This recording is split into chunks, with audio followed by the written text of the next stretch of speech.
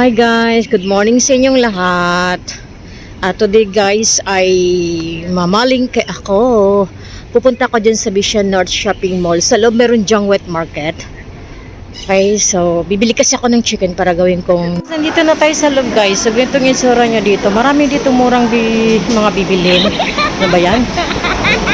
So mayroon din siyang kainan.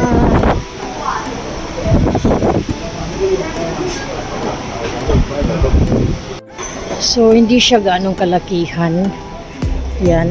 Marami siyang mga fruit stall, murang prutas.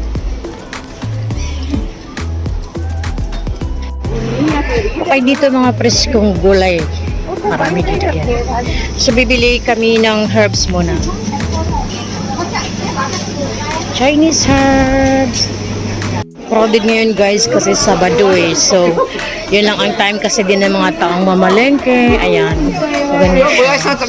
Minsan kasi mas maganda pa rin mamili talaga sa sa supermarket.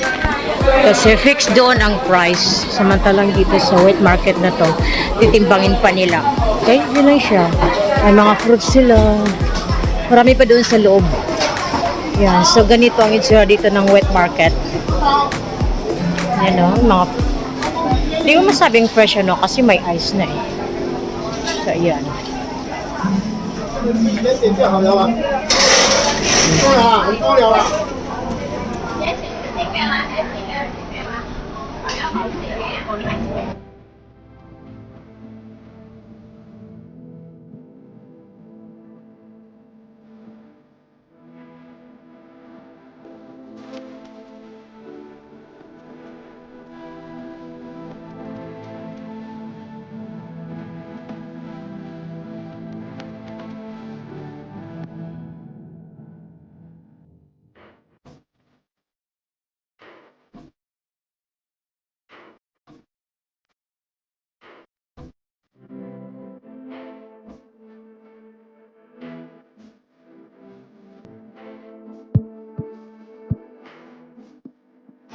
Napabili tuloy ako ng guys, dalawang leggings na tagta $2. Pang bahay lang ba? Worth din naman bilhin, di ba? Yan o. Ang dami. So yan. Andito yung mga mura guys. Yan. So ganito siya ang itsura pag Saturday at saka Sunday. Ito kasi sila wala silang maayos na pwesto, so pwede lang sila dito mag-display ng Saturday, Sunday. Magbabayad lang sila. Ayan. So mamaya papasok ako doon sa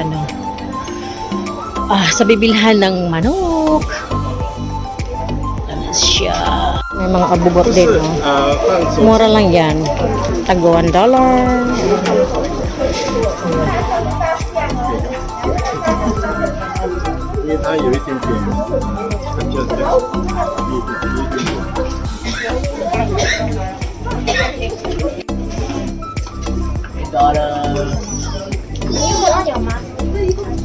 Ayan, mga fashion house. Bibili na kayo dyan. Ayan.